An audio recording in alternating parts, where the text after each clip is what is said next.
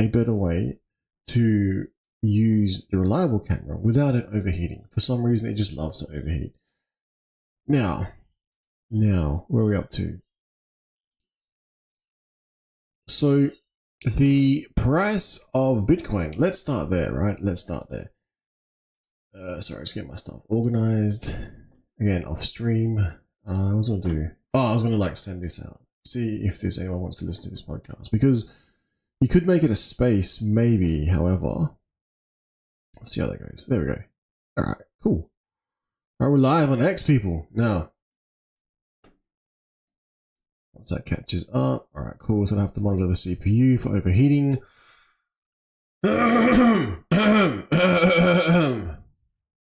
Now, less than 2 days time, right?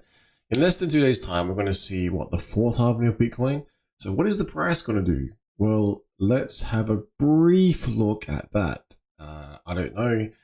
I can't tell the future, but what we can look at is something like this. You know, if you want to believe a narrative like this, or if you want to check the information, usually it's better to check the information than believe narratives, but Bitcoin supply to run out on exchanges in 9 months. Bybit, apparently, allegedly, reportedly. The supply on exchanges will drop in 9 months after the upcoming Bitcoin halving and continued accumulation by Bitcoin ETFs. So, long story very short, price go up, supply dry up.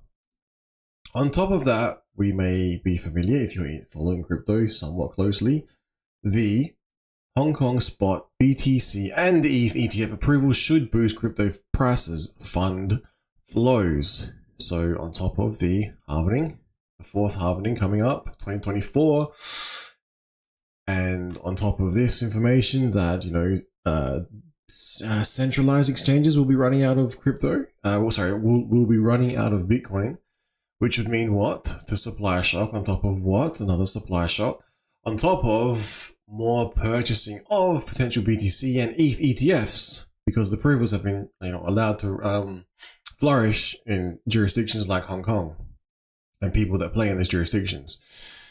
Now, okay, so the move positions Hong Kong to establish itself as the first jurisdiction in Asia to accept the two largest cryptocurrencies as mainstream investment tool. Very cool. Now, reminding me of jurisdiction, I did see somewhere, was it the one? South Korean one. Crypto trade volume is actually quite high. Now, I think we saw this here. That is what I was trying to remember. I couldn't. Now, luckily, we'll just dump this in here. Move this across here. And this is what I was talking about. Now, the Korean won surpasses, right? It surpasses the US dollar as most traded currency for crypto in Q1. So what does that mean? I don't know if you guys remember the South Korean premium, because I'm pretty sure North Korea is heavily sanctioned against OFAC, which I will cover briefly later on, the OFAC, that is. OFAC, I can't remember. And you'll see that it's slowly been creeping up. And the country is currently gearing up for regulation to protect its investors that have been storing them of crypto. So that kind of sucks in my opinion, because I'll cover that in a minute. Basically, I believe strongly that all this talk of regulation is like the equivalent of the government saying, I'm from the government and I'm here to help. And people have said that is the 7 most scary words in the human language. I think that was a quote by Reagan. Maybe fact check that. Now, crypto trading volume worth 456 billion on centralized crypto exchanges was traded in South Korea won in the first quarter of this year, according to Keiko data. Now, again, so everyone heavily talking, marketing in English. Maybe you should learn some Korean. Maybe, I don't know. Maybe it could help, because there's a lot of intelligent people over there. And they actually love crypto, right? But their version of crypto, from what I've seen, a very small portion, is the regulated leverage trading through centralized exchanges, as opposed to something that is decentralized. Now, talking about decentralization and talking about regulation, we have this here. The ongoing, well, upcoming, because ongoing investigation, now upcoming battle, I guess you would say. SEC has very low odds of winning against Uniswap crypto lawyer. Now, this is not me saying this, I'm just purely regurgitating this here. And what I am regurgitating is this.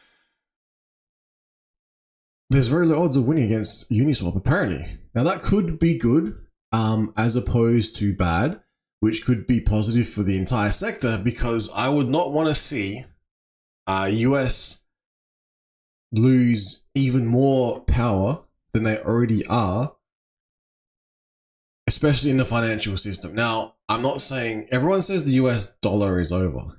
That is fundamentally flawed. There is a battle because no one has the US dollar, right? So it's a battle, it's a fight for, we need these US dollars to trade. That's why it's so strong, I believe. Also, I believe that should really bad things happen, you know, there's a correlation between, I think, interest rates going up and the strength of your dollar and the strength of the economy. So when shit hits the fan, if you have a really strong dollar, it's not going to fall too hard, right? Okay, but that's just a side story. Look into that if you care. If you don't, because it's legacy, just skip over that section. Delete it from your mind. Now, the SEC having very low odds of winning against Uniswap is interesting for the entire crypto space, because if they can win, or if Richard Hart can win, or if any other of these cryptocurrencies can win against the SEC, hopefully it puts forward, you know that thing, the legal term, I can't think of it right now. The legal term, when it sets the precedent, I believe. It's like, this is now the speed limit, right? Previously, there was like, there is no speed limit, we don't care. And now they've had all these accidents, and they're like, okay, we need to put some speed rails up. We need to put some safety bollards up. But they're doing it on the wrong road, is in my opinion, because where the accidents happened, they were basically criminals anyway. So how are you going to stop criminals from doing what criminals do, right? Oh, you need to roll out more laws. You need to roll out more laws to stop the criminals from breaking the non-existent laws already further. Okay. Not the best logic. Not the best logic. Mind you, I'm not a lawyer, but I'm just saying, if people like FTX were actually breaking the law and all this other stuff that went down, if they were breaking the law, why is it that more laws who are going to affect non-criminals, everyday citizens of every jurisdiction under the sun, because, you know, if one particular jurisdiction does something, maybe they copy, maybe the other jurisdiction that doesn't like that jurisdiction counters back and allows open free-for-all. But in the end, you and I, an innocent individual, are going to suffer. We're going to suffer the consequences of people who we didn't vote, of people who we don't like, of people who we don't know, of faceless assholes, politicians who decide what we can and can't do. So you're going to be told by, not the SEC as such, but the SEC will be told by, you know, whatever political parties in power that they have decided to go out an all-out war, to rage battle against crypto. And when they say that, it's like, hang on, all these assholes who are now in jail, they're in jail, right? The lawyers are getting paid, but are the people getting their money back? Maybe they are. Maybe they get some of it back. But these new laws are going to stifle all of the innovation. It's going to wreck everything. It's like, congratulations, government. You've come and helped us all by stifling innovation, by destroying shit. Well done. And just remember, people, that you all voted for them to do this. So the reason why this is happening is because of that person who you see in the morning when you look in the mirror. That is why all of this is happening, right? Talking to myself as well, but I don't reside in the US. However, it always has been a dream of mine to go over there and do probably the Route 66, go to a lot of ranges, and then fly over to Hawaii and end the holiday there in Hawaii, and maybe never return to Australia, because Australia is becoming a fucking hellhole. Sorry, excuse my language, but I'm really starting to get sick of Australia. I don't know why, but I just feel like we're slowly turning into this prison planet. The digital ID bill, although, to be fair, their approach on cryptocurrency is not as bad as, say, communist China, but I'll get to China next. Here is China. Now I have no love for China, but they do not go around starting fucking wars everywhere. I am no means on the communist CCP's payroll, because I think there's a saying, a good communist is a dead communist. However, when I see, even though their main business is business, as you listen to Gerald Celente, he explains this very well. If they, the CCP, not the people, because the money comes from the CCP. Like when you see these businesses all around the world from China, their ties are directly to the Communist Chinese Party because, funnily enough, like them, the people over there, the poor trodden down people, they're being trodden on, they're being crushed, they're being suppressed because if they try and do shit, they have to play with the government. If the government doesn't like their shit, if they don't bribe them the right way, things don't work well for them. Or they don't get their social credit score. So they don't get their bowl of rice for the day, right? Now, I know there's a lot of wealthy individuals in China, around the world, businesses, etc., but quite often, if you go back and follow the actual money, where did it come from? If they left and became an entrepreneur in a separate country, that's probably a little bit different. But if their money stems from the tree of the CCP, I would be very suspicious. That is why I'm covering this article here. So it's not, I don't hate Chinese people. Chinese women especially are quite attractive. But when the Communist Chinese regime rolls out shit against, the world, which I disagree with, I think it's worth talking about how China has a Trojan horse in the US Bitcoin mining infrastructure. So all of you BTC maxis out there, congratulations, you've been mining. You have been infiltrating the country you love. Well, maybe you don't love the US, but you live there, I don't know. But you have been infiltrating the country you love with the shit that China sent you. Congratulations. Goddamn, people. Goddamn. And that's not an attack on anyone who's mining Bitcoin or anything like that. It's just to point out that these real world events, these like really important things are taking place and people are just blind to it, right? It's just frustrating. I don't know why. Mind you, I don't even own any Bitcoin or mine it. I think I used to cloud mine it. I don't even know, to be honest, does this really matter? Like, do we really care that China has Trojan horses in the US Bitcoin mining infrastructure? I don't know. Maybe BlackRock's ETFs, maybe they knew this already in their research teams. Like maybe they thoroughly looked into this and said, oh yeah, Bitcoin's cool, even though it's had some inflation bugs and now we've got some Chinese fucking spyware, malware, and Trojan horses in the mining infrastructure. Yeah, it doesn't matter. We'll support this Chinese-run mining company that ships to to every corner of the planet. And by the time you get your thing, it's already been like turned on and not used and abused, but it's been like raped and pillaged. And so by the time you get it, it's damaged goods. And by the time you get it, the hash rate's increased more. So, that kind of sucks, right? No, but remember though, you got to remember halving coming, supply dwindling, and more ETFs coming online. Woo! Meanwhile, there's some Trojan horse stuff going on. Anyway, sorry, I didn't mean to go down that rabbit hole. Let's skip that. Let's just forget that. China good. China money good, especially. I think we all need to do business with each other, but I just don't like if you're spying on me. But that goes both ways because I'm pretty sure, for instance, maybe the US as well has some spyware in some shit anyway. I mean, think about everything back in the day before other countries had a monopoly on, say, computer chips. Who do you think had the backdoors in there? And what were they using it for? Maybe look up some Snowden stuff, maybe look at some Assange stuff, maybe WikiLeaks stuff. Maybe have a look into that. Now, for the right reasons, that's cool, right? For the right reasons. But for the reasons where I am just chilling on my computer and some asshole has access to my camera, I'm not really overly happy with that, or my audio. I'm not really overly happy with that, or my screen. I'm not really overly happy with that. Now I've got antivirus, but I remember some people used to say that all the antivirus could also be, a way in, etc., and, even if they do have all this, and even if it's super secure, you never know, maybe the US is spying on you right now, and maybe the Chinese is spying on them, and maybe they're spying on each other. And either way, guess who gets fucked? It's the individual, not of those countries. Alas, I continue though. Now, so they did have a link for DeFi. Now, what is DeFi? A Beginner's Guide to Decentralized Finance. Now, this is a little article you may want to read. You may understand it. You may scoff at it because you're the master and king of all this. However, people who don't understand this, it is worth understanding.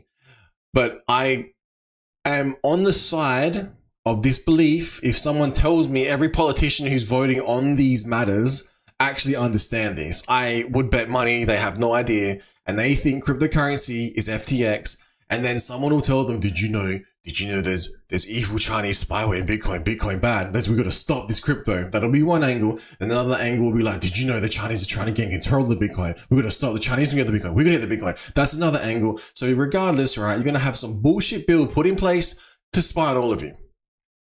Now, going back to traditional finance versus DeFi, right, which is my initial, what I was initially talking about.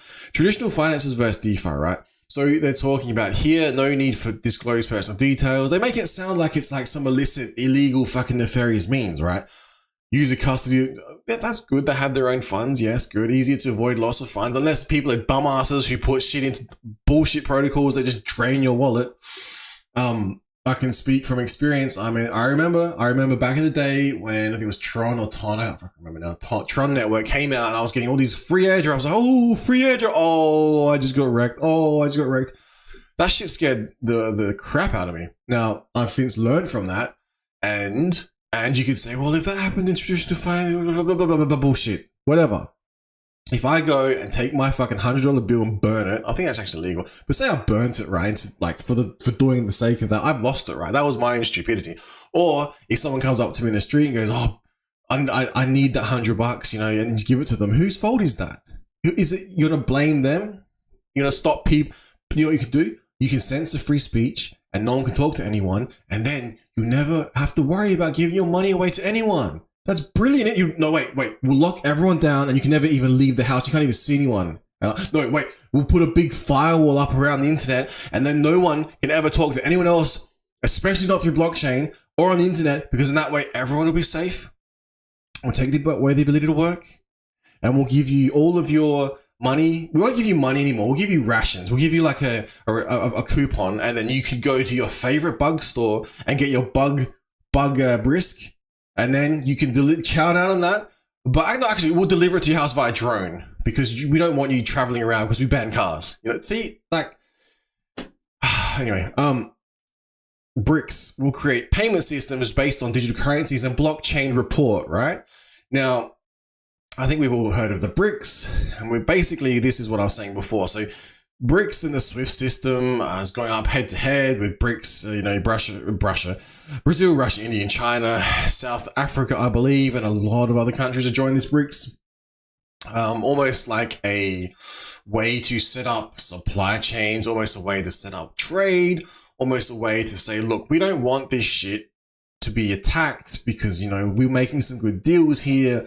We're going to produce some stuff, albeit some fucking spyware, you know, to impregnate the world with. But other than that, you know, and some other nefarious working conditions, and you know, maybe the way we treat people isn't so good, or maybe we've got some ethical issues with you know, the way wars are happening and taking place. But without going down and attacking the military-industrial complexes of every nation around the world, because I'm sorry, but every nation around the world does this, we see BRICS rising in power, which may or may not be good. But think about it, right? Take a step back, right? Take a real good step back and have a think. What would take place, right? What would take place if the US was to roll out and rule the world instead of being the world's police, in which they kind of already are? Imagine the US telling Russia, Brazil, India, China, South Africa, look, right, you're going to use the US dollar, right? And if you don't, then we'll be mean to you or we'll sanction you, which is the whole reason why this war shit is just absolutely wrecked right now. I've heard that, you know, the US dollar is now a risky play because you might get sanctioned if you trade in it. So why do you think this has been brought about, the BRICS? Think about it. It's like, okay, so going back to the original point I was trying to make, if you're in Brazil, Russia, India, China, South Africa, and, you know, you don't like how the US is doing their business or the petrodollar and things like that you've all heard about, and how the Federal Reserve does its fractional reserve banking, and how the interest rates are fucking the world, and how and all the bases built up around the world, etc., etc., etc. So not attacking the military-industrial complex, but how the financial system is ruled over everyone, and the hegemony and the Rothschilds and all that shit, right? And you're like, nah, we're cool. We don't want that here. We're cool. We just grow our own like corn here and like do our stuff. No, you're gonna take it, otherwise we're gonna liberate you. No, it's like, okay, hang on. do you really think that they're going to accept that imposed upon them, right? I don't think they are. So funnily enough, you have the US system and the SWIFT and all the other allied nations, and then counterbalance to that, you have the BRICS, Russia, India, and China, and all the other nations who are siding around. I think the other day, Philippines decided they're not going to let US build bases anymore. So I'm like, what the fuck? Okay. Anyway, do you really think they would allow the US in? They're like, no, we're going to do our own shit. So now it's become a counterbalance. And when there's counterbalances, if you read some interesting books out there like Trading Home, like who funded the war, think about it. If you have a one-sided war, and who's going to be the debt collector? You need a debt collector. You have money to the bank. If no one's coming for you for that money, you're not going to care. But if you have, a force behind that, like, oh, big scary debt collectors are coming, oh, not good, then you have a real issue if you have debt. Now, you have BRICS versus the US, or whatever powers that be currently, and they're going to battle it out. And as a result of that, I can't help but think we're going to see cheaper shit made better, made more efficiently. However, we're going to probably see a shift away from the US dominance. The US isn't going anywhere. The rest of the world isn't going anywhere, but we're just going to see some interesting developments from this, from a business aspect. Now, regarding how World War III plays out, I'm not so sure.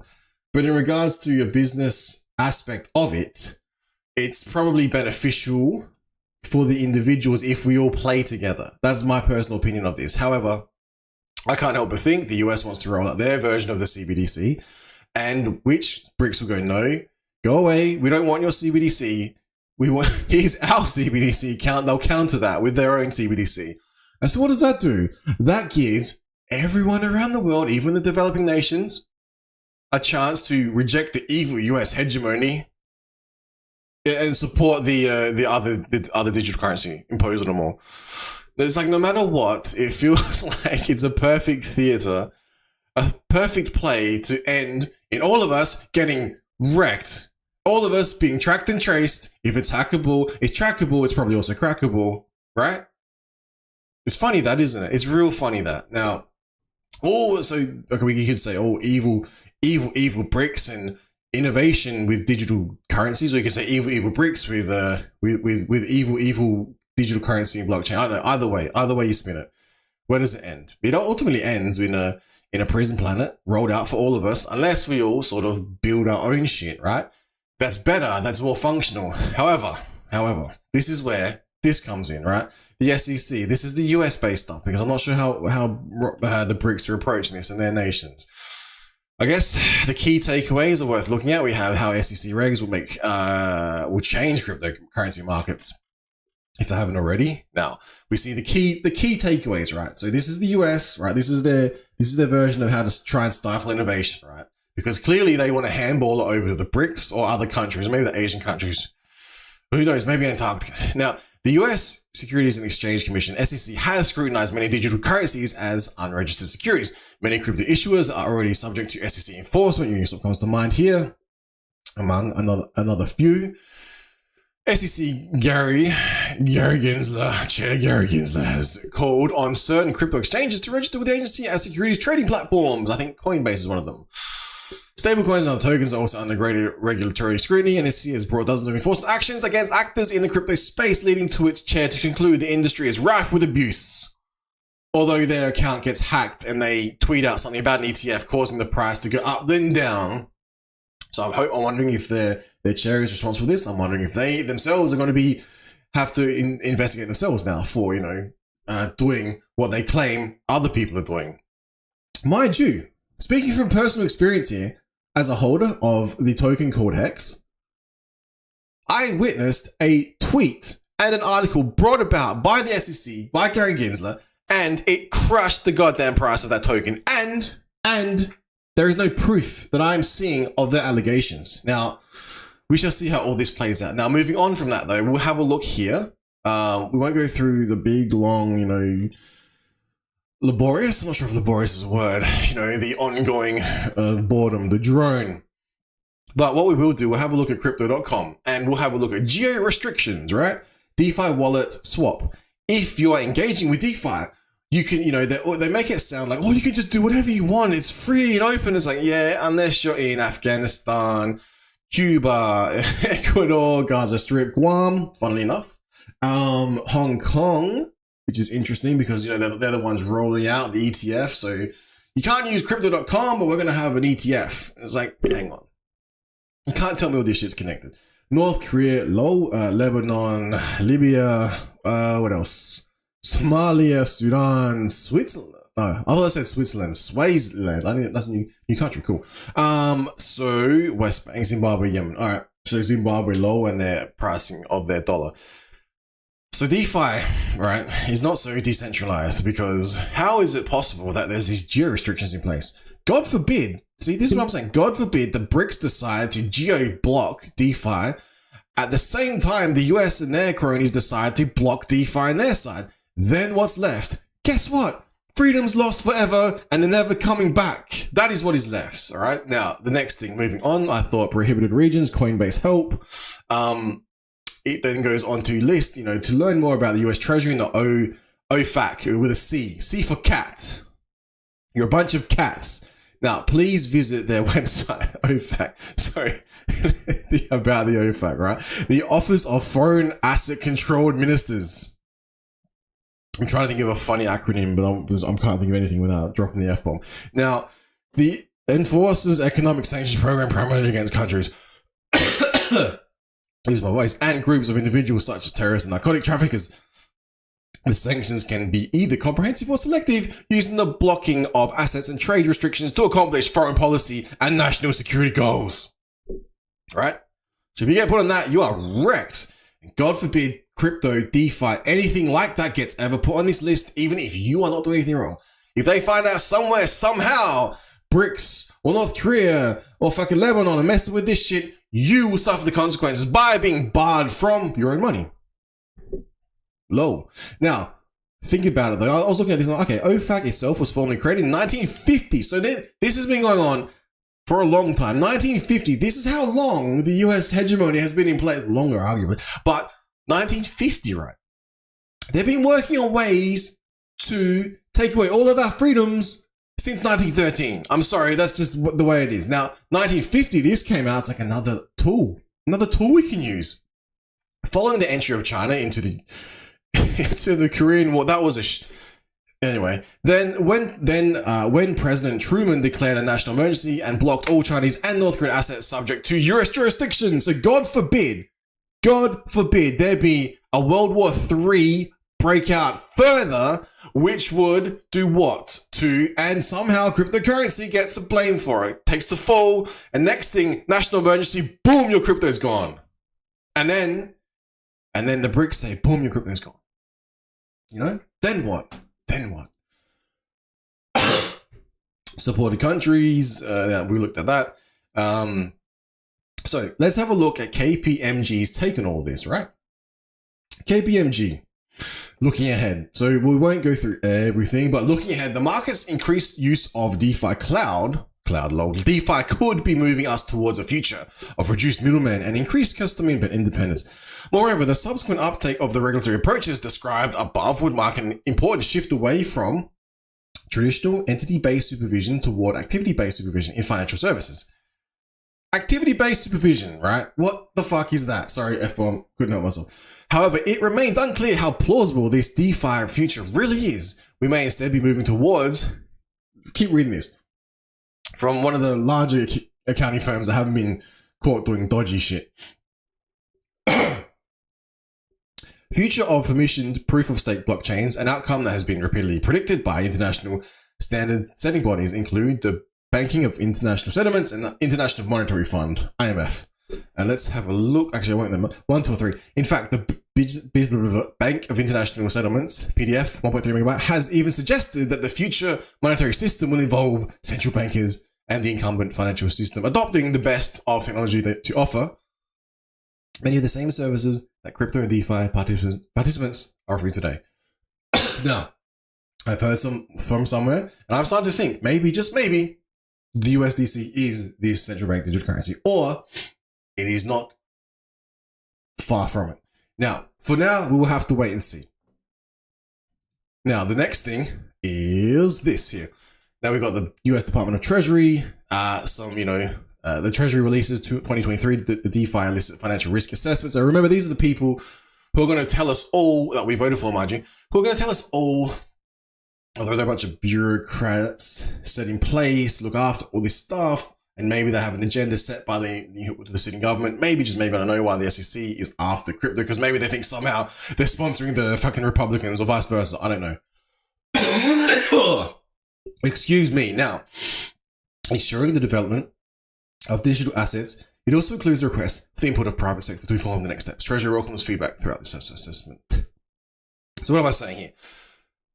Basically, where you can, please follow these legal cases and just fucking push back with everything you got.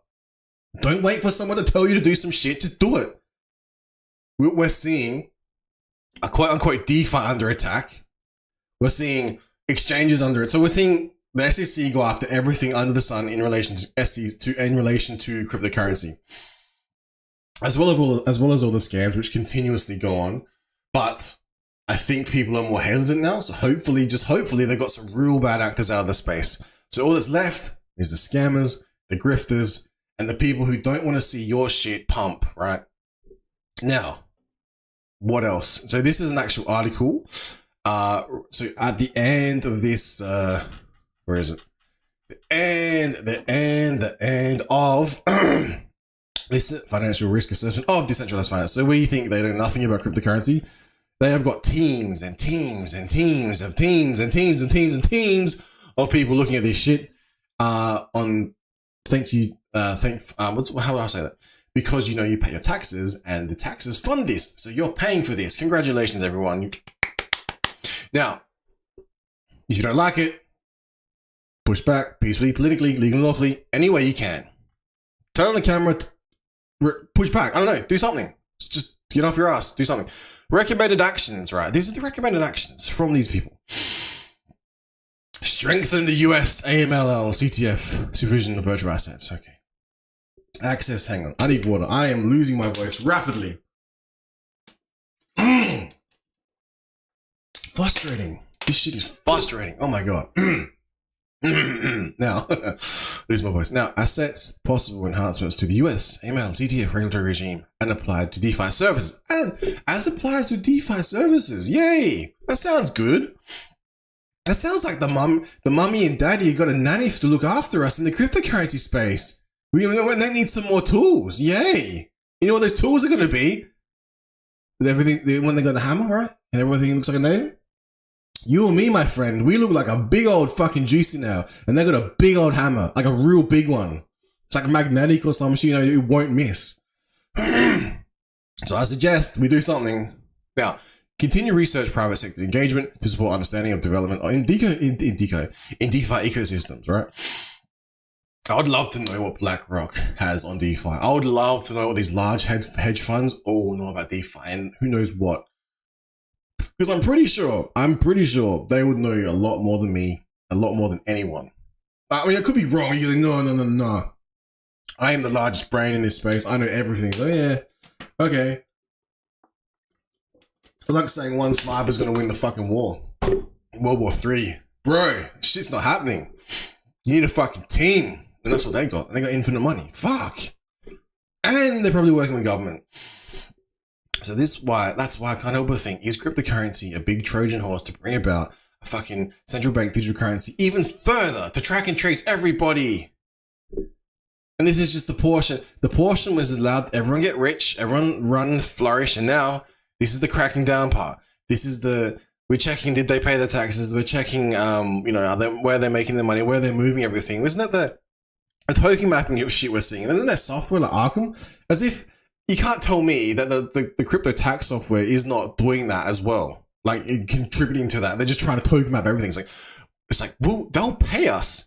They're like these people, these crypto people, right?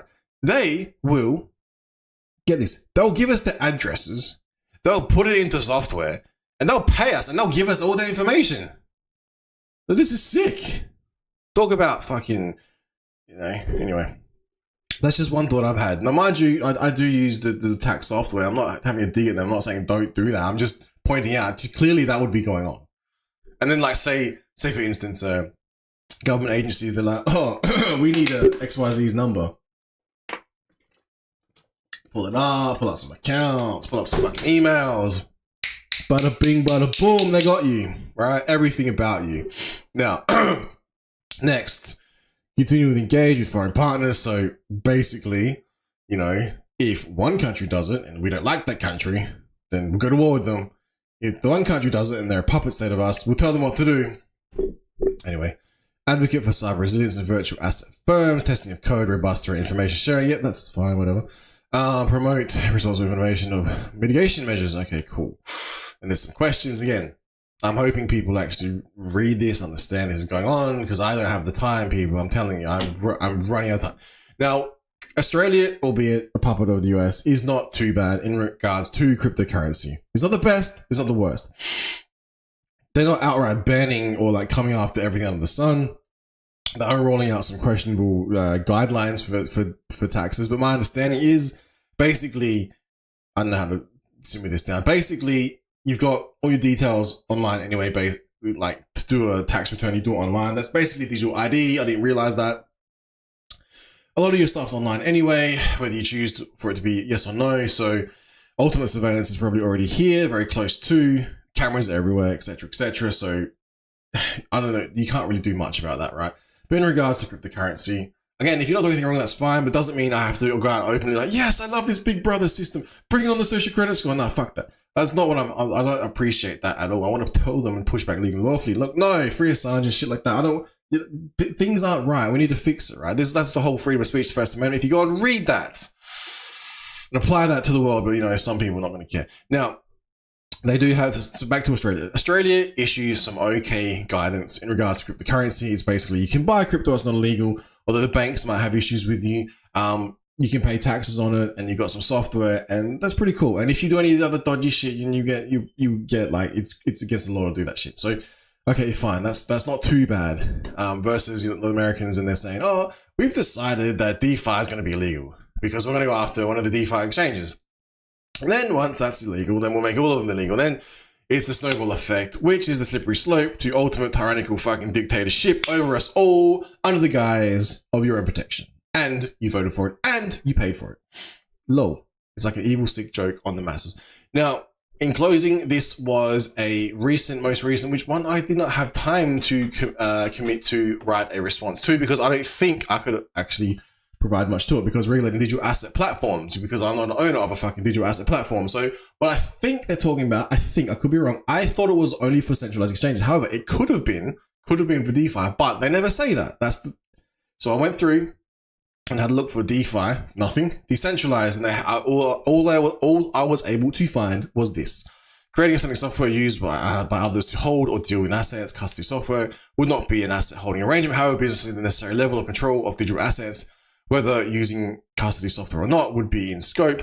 This approach is expected to provide an avenue for enforcement action against significant numbers of frauds and scams, many of which label themselves as decentralized finance. So this is very vague in the term, because they're saying they label themselves as DeFi, but are they really? But retain and exercise the ability to steal customer tokens. Like how? So that's extremely vague. What about when someone writes some dodgy ass token wallet drainer or something, or someone clicks the wrong button, or someone gets scammed, and it's like, Technically, if I were to put my seed phrases up on screen right now, I just gave the ability for someone else to steal my tokens, right? And, you know, ban the internet, ban cameras, ban communication, I don't know. But that's all I could find in there. So, yeah, so more is coming, basically, in regards to regulation, but I think everyone's waiting around for the SEC and how it's all going to play out. It does mention other countries' approaches. It mentions specifically, going backwards, not the set of questions, no, but we have this here. We have Singapore sided, UK sided, Canada sided, and we love Canada. They treat their cryptocurrencies holders so well, and their prime minister is so good, the one that dresses in black face, and, you know, like imprisons innocent farmers and takes away their ability to have money and to eat and to get fuel, and wants them to freeze to death in the street. You know, because they were making a bit of noise and they were protesting peacefully and politically. We can't have that. I was like, hang on, wait, what did you just say? You can't protest peacefully and politically in your own country, otherwise your accounts get frozen and your cryptos get frozen and your money gets taken? Dude, I love Canada. Oh, Canada. Now, European Union, Mike is also cited. Now, in closing, if you stayed with me this far, right, I have no actual answers for any of this, because if I did, man, I would be extremely wealthy. I would not be, I'll probably still be making the street, but I would not be, I wouldn't care about this, because if you already got money, this is not going to affect you. But if you are, you know, waiting to try and make your way in this world and get your millions, get your billions, get your trillions, right? And you get hit with regulation after regulation after regulation, you got nowhere to go, no other countries, the borders start closing, your freedom of speech is taken, I'll be kind of pissed, right? So that would probably be, isn't like, what, 1% of the world, or less than 1% of the world has like all 99% of the money or something like that? So doesn't that mean then 99% of the people like want more money? So 99% of the people are going to be affected by this. It doesn't matter what color your skin is, or what where you come from, what language you speak, you know, it's all coming for you. As simple as that. Whether you be in the US, whether you be in the BRICS. We got a CBDC for both sides. We got regulation, we got track and trace. Don't worry about it. Everything's fine. Go back in your pen, close the gate, and, you know, don't ever think about becoming financially free. All right. So free speech signing out. Hopefully that motivates you to do something out there, everyone. And of course, prayers.